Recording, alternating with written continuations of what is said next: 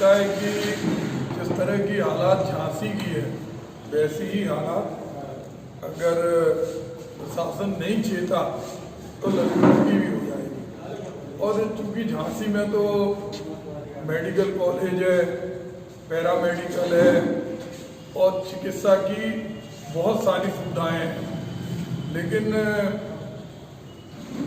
ललितपुर के अंदर नितांत लापरवाही और चिकित्सीय सुविधाओं की कमी है। पहले भी हम लोगों ने देखा कि जिस तरह से सामान्य चिकित्सा में भी यहाँ पर कोई सुविधा नहीं थी, और फिर इस महामारी में जितनी संवेदनशीलता से काम होना चाहिए, अच्छा न केवल जनता के लिए वरन स्वास्थ्य कर्मियों के लिए भी घोर लापरवाही है। प्रदेश के सचिव ने, अमित मोहन जी ने कहा, मुख्यमंत्री का भी कहना है, WHO का भी कहना है कि जो कोरोना की सेवा में लगे हुए स्वास्थ्य कर्मी हैं उनकी रक्षा हो। तो उनकी रक्षा के लिए जो एक मानक है वो भी हम देखते हैं कि उनके चेहरे पर मास्क होना चाहिए,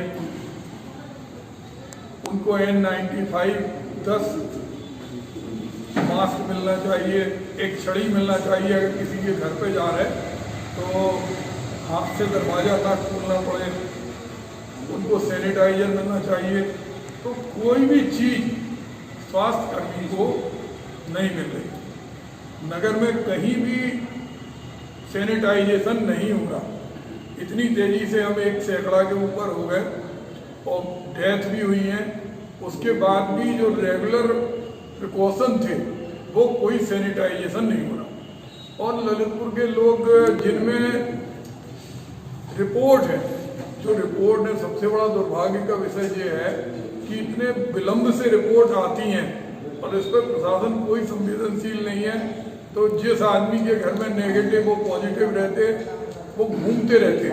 मान लो किसी ने कंटेनमेंट जोन में जांच कराई और जांच कराने के बाद जो बॉयल लगती है जांच की, तो एक घर के 4 आदमियों की रिपोर्ट पहले आ जाती और 4 की बाद में आती। उससे क्या होता है कि जिनमें अगर उनमें से एक भी पॉजिटिव निकल गया 7 दिन में, जैसे भी झांसी में हुआ, एक बैंक की महिला थी, उसने जांच करने दी, 5 दिन बाद उसका पॉजिटिव आया और फिर वो तेजी से फैल गया। तो इस पर कोई ना कोई नीति है और ना इनकी कोई नियति है। 1000 से ज़्यादा जांचें आज भी बकाया है, शीलता से काम नहीं कर रहे। हमने उनसे कहा, हमने कहा कि एक कमिश्नरी में 2 जिले में अलग अलग मापदंड नहीं हो सकते।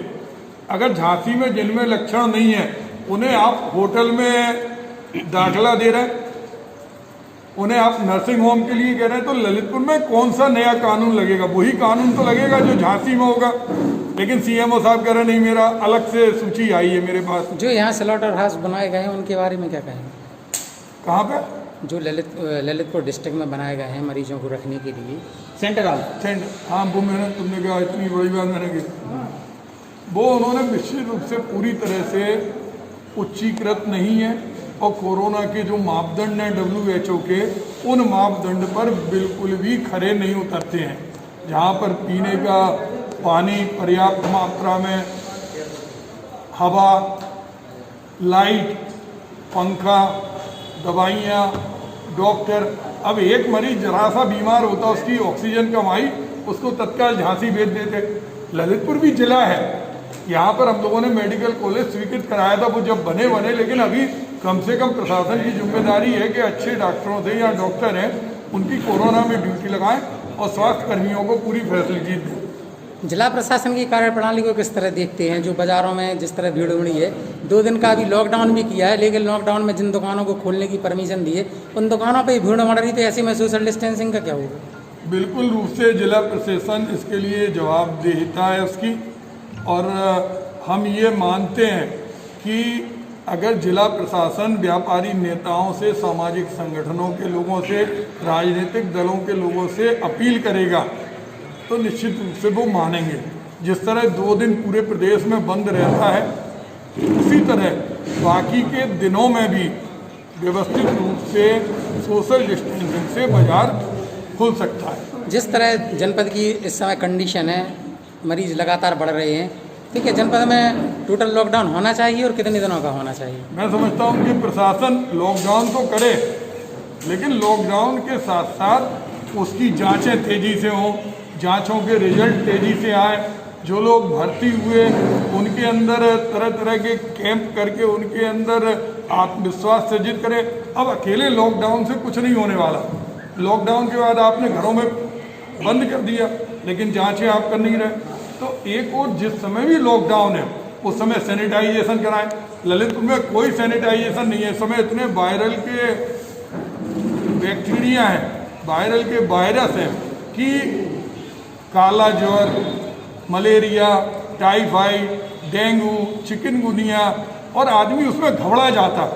तो प्रशासन कहीं से सैनिटाइजेशन भी नहीं करवा रहा। इस बात से